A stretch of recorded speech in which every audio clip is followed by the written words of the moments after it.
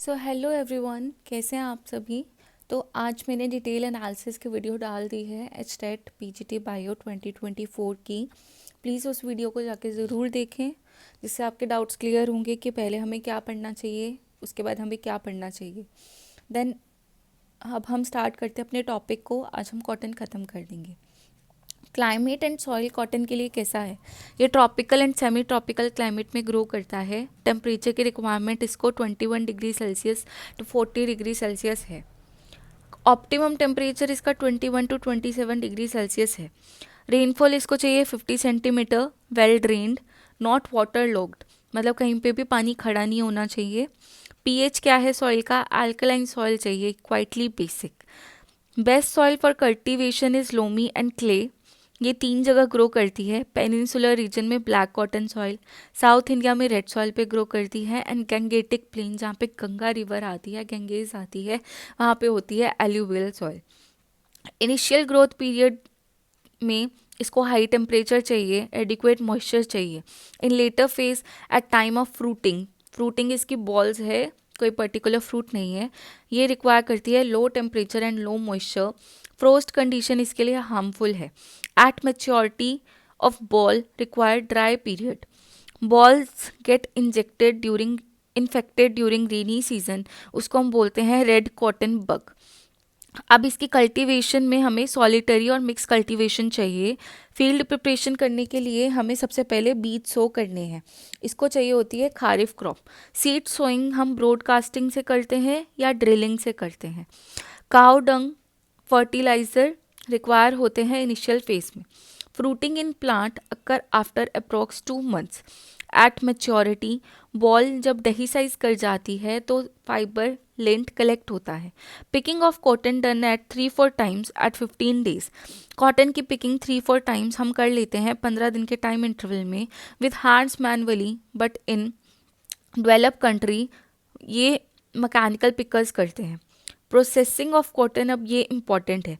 Ginning क्या होती है, the process of separating fibre from cotton seed. ये पूछा जा सकता है तुमसे, गिनिंग क्या होती है। Earlier process of ginning done manually by hand, जिसको हम बोलते थे ओटनी।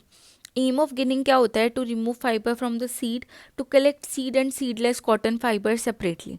गिनिंग इज डन बाय, एक होती है रोलर गिन जो रोल करती है, एक होती है सॉ टाइप गिन, आरा ओटनी। ठीक है, सो टाइप कॉटन से कौन सी कॉटन मिलती है, इजिप्टियन कॉटन। रोलर गिन से हम कौन से करते हैं कलेक्ट, हिरस्यूटम, आर्बोरियम एंड हर्बेसियम, गॉसिपम की स्पीशीज। फिर हम करते हैं boiling. Cotton obtained from roller is compressed by hydraulic press and balls are formed.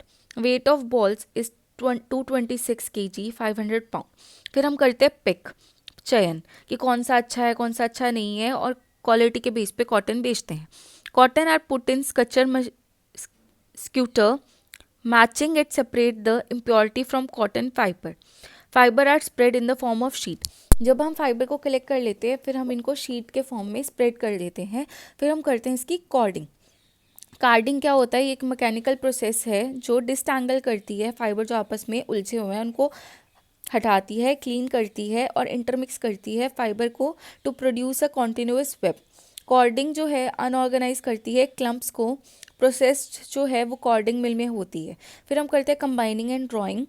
It combines process a fiber tooth comb is pulled through fiber mass to remove short and entangled fiber. In combing process, combing process में हम क्या करते हैं कि जो fibre tooth comb है वो use करते हैं, और इससे क्या होता है कि फाइबर का जो मास है वो रिमूव हो जाता है और जो उलझे हुए फाइबर होते हैं वो सीधे हो जाते हैं। In drawing process fibre are align straight making them more parallel. Some important term जो यहाँ पे यूज़ की जाती है, हस्क। हस्क क्या होता है, आउटर शेल होती है कोटिंग ऑफ सीड की। Leafy outer covering of ear of maize as it grows on the plant. Husk और हल क्या होता है, arrange alternatively in two opposite vertical rows. ये मैंने जब नोट्स बनाए थे ना तो मेरे बेस की कुछ इंपॉर्टेंट टर्म्स लिख ली थी, इनका कॉटन से कोई लेना देना नहीं है, बट आपको पता होना चाहिए कि हस्क जो होती है वो सीड की आउटर शेल होती है। हस्क को हम हल भी बोलते हैं और ये अरेंज ऑल्टरनेटिवली होती है अपोजिट वर्टिकल रोज में। So that's complete our cotton. Processing of cotton में गिनिंग की प्रोसेस इंपॉर्टेंट है। कल्टीवेशन पढ़ लेना, climate and soils, branching pattern मैंने आपको पढ़ा दिए थे कि बेसल वेजिटेटिव ब्रांचेस और डिस्टल फ्रूटिंग ब्रांचेस में क्या फ़र्क होता है। फ्रूट इनका बॉल्स है।